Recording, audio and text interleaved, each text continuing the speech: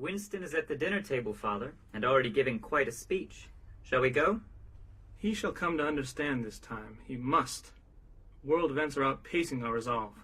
What do you mean, Father? Winston would like to think I wasn't serious last time, but tonight is a different story. You know, Elliot, after flying over Africa, I've had some important thoughts about the future of the world. If you look at the Great Salt Flats in southern Tunisia, you can see that at one time it must have been a vast inland sea. You also have the rivers that spring up in the Atlas Mountains to the south and disappear under the Sahara to become subterranean rivers. Why not take these waters and divert this water flow for irrigation? It'd make the Imperial Valley in California look like a cabbage patch. And the salt flats. They were once below the level of the Mediterranean. You could dig a canal straight back to recreate that lake, 150 miles long, 60 miles wide. The Sahara would bloom for hundreds of miles. It is true, wealth. The Sahara is not just sand, it has an amazingly rich potential. Imperialists don't realize what wealth is, what wealth they can create.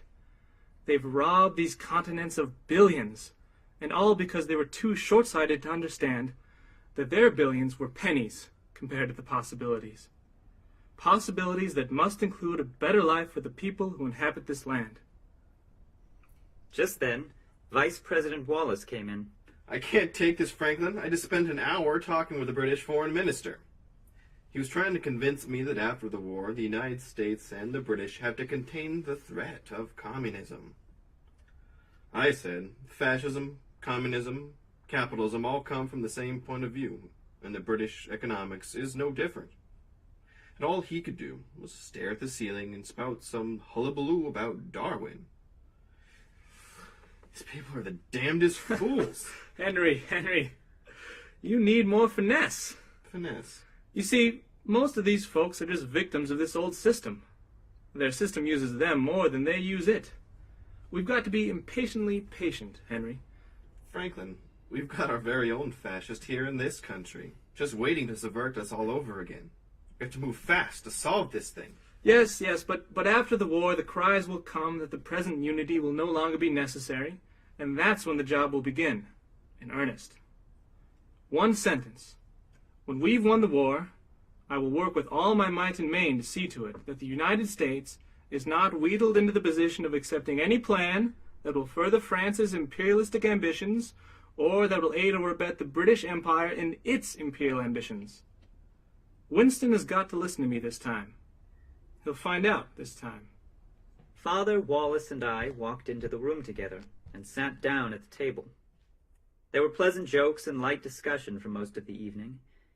After everyone had eaten, and making sure the Prime could hear him, Father began to talk loudly to one of the guests. You know, my friend over there doesn't understand how most of our people feel about Britain and her role in the life of other peoples.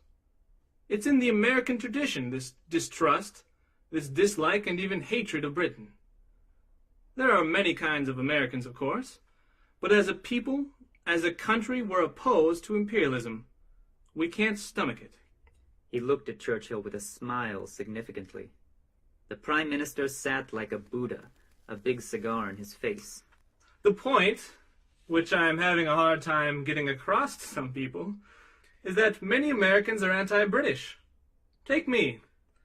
God knows, and my friend knows, I'm not anti-British now, but I remember very clearly that when I was 7 or thereabouts, in 1889 or 90, and my mother took me to England, and we saw Queen Victoria driving her carriage down a London street, why, I hated the old woman. At this point, most of the dinner guests slowly made their way out of the room, while Churchill sat there, sinking in his chair, immediately lighting another cigar. By the time the room cleared out, it was only Father, Churchill, Wallace, and myself. The discussion had turned to policies for after the war, and Father's plans for a new economic system. Those empire trade agreements are a case in point. It's because of them that the people of India and Africa, of all the colonial Near East and Far East, are still as backward as they are. Mr. President, England does not propose for a moment to lose its favored position amongst the British dominions. The trade that has made England great shall continue, and under conditions prescribed by England's ministers. Alexander Hamilton's reports prove that our American system strengthens the economy through developing the population. This is what has always worked and will work. It's principled. I am drafting a pamphlet to bring about the industrialization of China. We could start tomorrow. You have no idea what a mistake you would be making with that. We feel... I am firmly of the belief that if we are to arrive at a stable peace, it must involve the development of backward countries, backward peoples. How can this be done? It can't be done, obviously, by 18th century methods. Who's talking 18th century methods? Whichever of your ministers recommends a policy which takes wealth and raw materials out of a nation, but which returns nothing to the people of that country in consideration. 20th century methods involve bringing industry to these colonies. 20th century methods include increasing the wealth of the people by increasing their standard of living, by education, by bringing sanitation, by making sure they get a return for the raw wealth of their community. Take India, Winston. I can't believe that we can fight a war against fascist slavery and at the same time not work to free people all over the world from a backward colonial policy. There can be no tampering with the Empire's economic agreement. They're artificial. They're the foundation of our greatness. Mr. President, I believe you are trying to do away with the British Empire. Every idea you entertain demonstrates it. But in spite of that, we know that you constitute our only hope. And you know that we know it. You know that we know that without America, the Empire won't stand.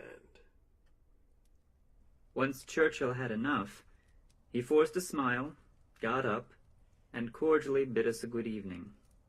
As he waddled away, Father picked up his things and spoke confidently, to himself, but also to me.